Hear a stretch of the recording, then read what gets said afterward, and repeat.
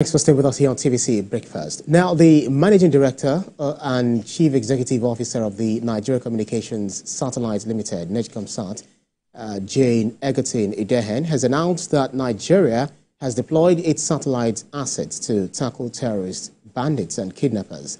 While she did not reveal the full scope of the deployment due to the security concerns, she stated that there are collaborations with the nation's security architecture managers to find lasting solutions to the security challenges facing the country. She mentioned that part of the collaborations involved providing connectivity to remote areas, while various technology platforms have been deployed for different assignments.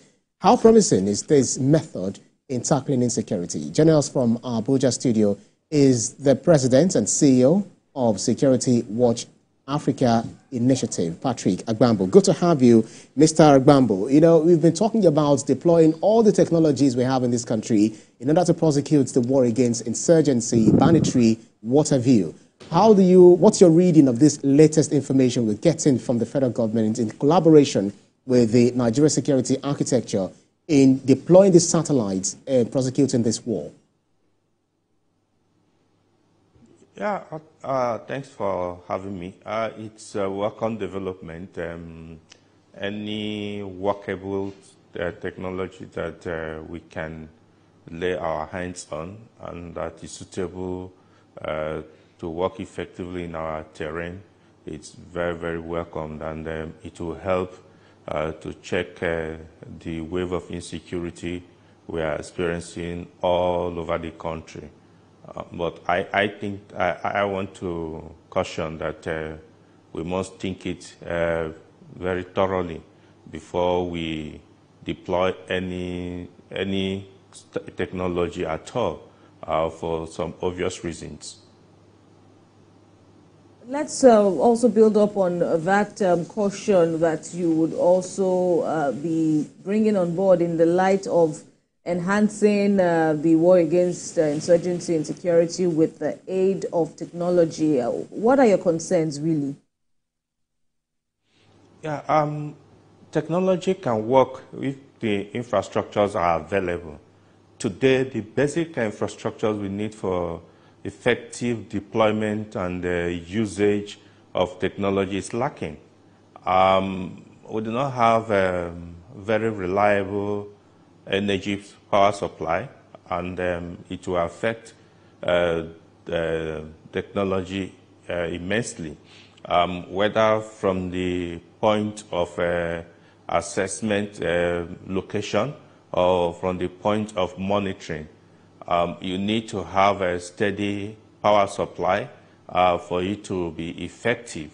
We have seen situations where organizations or even some governments that set up monitoring centers, various centers to be able to monitor what has been deployed out there, but they pack up so quickly because of incessant power cut. And so I think that the federal government must first of all intensify the deployment of necessary infrastructures to the needed places, then before we can now come out to the public or come out to for it to be deployed. Because once you start and it fails, then you have not done anything good. You have given the enemies the opportunity to study your strategy and counter it.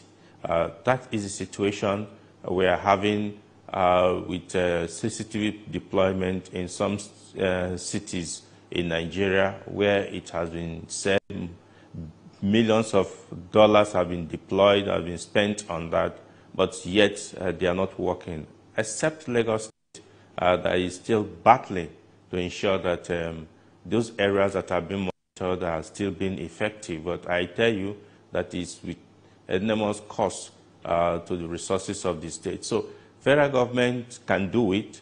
We need technology for us to fight all forms of insecurity in the country. But we must first of all lay the foundation, the proper foundation, and then get the agencies that should do it properly trained and sensitized to be effective in their work. Well, if you look at satellite technology, it actually offers real-time surveillance and improved, coordination for, those who are using for military operations. Especially if you look at this capability, we've actually acquired a lot of different technologies, different war infrastructure, and all of that. We have the Tucano jet. We also have, drones and all of that for surveillance, activities and all of that. How do you think this will help in prosecuting the war against insurgency, especially in hard-to-reach areas? Do you think this might help deal a blow or a death blow on the ISWAP, for instance, Boko Haram, and those who are in the hideouts, coming out to cause problem and then run back into their havens? Yeah, I will tell you that the number of successes the security forces have recorded in recent past is due to usage of those equipments you have mentioned. They've been very, very, very helpful, I must tell you. And it needs to be intensified. We need to continue to do that.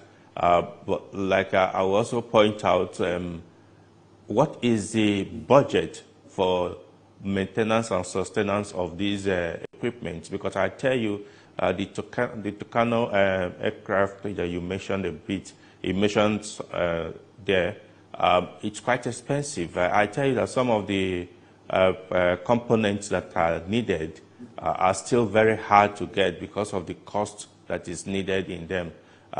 Some drones, some unarmed drones have been acquired, and some of them have been used in some operations, but these ones they need to be replaced. So in all this, for us to sustain this fight, for us to be able to win this war against these criminals, there is need to intensify and expound the budgetary system, the budgetary allocation, and the avenues of generating resources for security funding. So all this will be needed. When you have a satellite monitoring system, it will also be of immense use. You see that most nations are fighting to develop satellite capabilities. Nigeria is still very, very lacking. We have centers in Abuja that was established to develop and make sure that Nigeria participates in the space, but it failed. 3 attempts had failed woefully, and now they have decommissioned most of those satellites that have.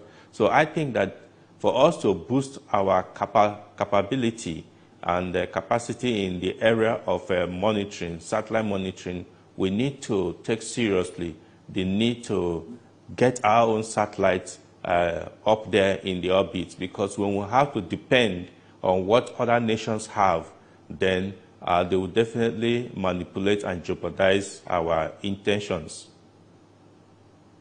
Right, and well, the federal government has also, acknowledged some of the themes, some of the expectations that you have shared with us in utilizing the drones and the likes and satellites now in the picture. Federal government has said that indeed the war against terror has advanced, but it also, through the Office of the National Security Advisor, has expressed concerns that some of this machinery, some of these weapons are even in the wrong hands, gotten from officers from the inside and sent out to the bad guys. How do you see this kind of scenarios, and what are your concerns here as we, of course, find means to up the ante in terms of beating the terrorists and the likes? Yeah, thank you. I was in the occasion where when the National Security Advisor made that comment, and I'll tell you that he was passionate about it. He was indeed saying that security personnel that gives out their arms to criminals are even worse than the criminals themselves, which is true. Again, it calls to who are we getting involved? Who are we employing? Who are we engaging in our security services in this country? You know, some people do not have a good intent in the first instance in joining the various services, and so their intentions could be to make money. So anybody, whether it's criminal or whoever, that dangles some cash to them, they are ready to play game with them, and we have some of them in the system. I believe that these various agencies, various services must devise means of identifying these personnel and taking them off and punishing them so that they will serve as deterrent for others. Some agencies are trying their best, but I tell you that you may not be able to identify what some of these people are doing in their private, at their private times. I can tell you one instance in Maiduguri where a serving personnel who took a pass was caught trying to move away with some arms from the motor park because there were vigilant officers who caught him, and today he's facing the music. There are some of them in that regard who have been moving some arms from one point to the other, all with intent to giving it to either to the criminals, to the insurgents, to all over the country. These are the people who are creating some of these problems we are having, because some weapons that are recovered from these criminals, some of them were actually officially assigned and given out to legally permitted personnel to use. So government must intensify the means of how to find out how these officers take this and give it to the criminals. The National Center for the Control of Small Arms and Light Weapons have a lot of jobs to do by trying by tracking all these weapons that are recovered, so that they can find out where the loophole, which of these agencies or services that are actually creating the problems that we're having in the country, why they try to mop them up. The National Security Advisor said it, and he's very, very serious about it from the way he recorded it. And instances are there to point out that some Nigerians who are serving in some of these security forces do not have good intent, and the security services themselves must do everything to take them off the system. Interesting stuff. So with the growing technology or the use of technology in warfare, we have, just like the question Kemi asked, those who are saboteurs within the system who are leaking the information. We are also now talking about, in the face of technology, we are looking at cybersecurity. What infrastructure do you think we have in place so that we do not have people from internal or from within or external factor helping to hack into the satellite system so that they might redirect whatever image they are getting, maybe real time, or something that is being played by, if you know what I'm trying to say, because we see all of these things in sci-fi, but some of them are actually real when it comes to cybersecurity, where they hack into the system and then everything is disrupted. How much do you think we have on the ground to safeguard against this, threat? Most points out there that we don't have much. So far, we are just surviving based on the little knowledge and capacity that we have. If any attempt to hack into any of our cyberspace, it will be very, very disastrous. But I can tell you boldly that the Nigerian Armed Forces have developed a very functional and well-timed cyber security system. The Nigerian Army particularly have a whole command that can be able to track down any hacker or track down anybody that tried to infiltrate their system. It's up and running already. The Defense Space Edge Administration is also doing a wonderful job, but they are still lacking in terms of meeting the up-to-date know-how and up-to-date softwares that is needed to ensure that they block the back ends and all that. I tell you, hackers every day, daily, work out ways to circumvent whatever cyber security you have. Every day, because to them, that is their source of livelihood. And that means that the agency that is concerned, who has to protect what you have. So on daily, you have to evolve. You need to develop new means, new ways to be able to ensure that your system is not compromised. Nigeria is not yet up there, but we are trying. I know that if all that they are needed, the security agencies are given, all they needed is given, I'm sure that we'll be able to say yes, that whatever the hackers try to do, we have a system that can counter instantly. But I tell you, there's no system that is foul-proof, because you may have some insiders who may jeopardize or compromise your systems.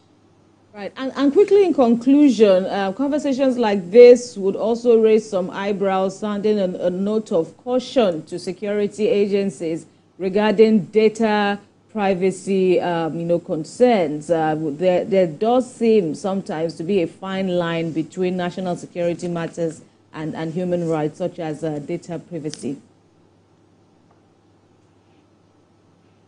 Yeah, that is one angle that is quite troubling in the country. No matter the human right of any citizen, national security supersedes it all. Anything that will bring problem to the generality of the citizens must be prevented, must be checked. And that is why most of the time we'll send a caution to some Nigerians who feel that we must get this, we must get that. No. In security, there's what we call need to know. It's not everything that must be put in the domain of the public for national security exigencies. We must be able to find out, to know that the security of the nation and its citizens and its assets is paramount to any individual. And so while we advocate for our human rights, while we advocate for our need to know, we have the right to know, we must also put at the back of our mind that our national security is very, very important. Because there are people who are out there and ready to buy any information that they can get. They infiltrate many of these security agencies to get information, and that must be checked. That's a very fine place to leave it. President and CEO of Security Watch Africa Initiative, Patrick Agbambo, thank you so much for your time. Thank you.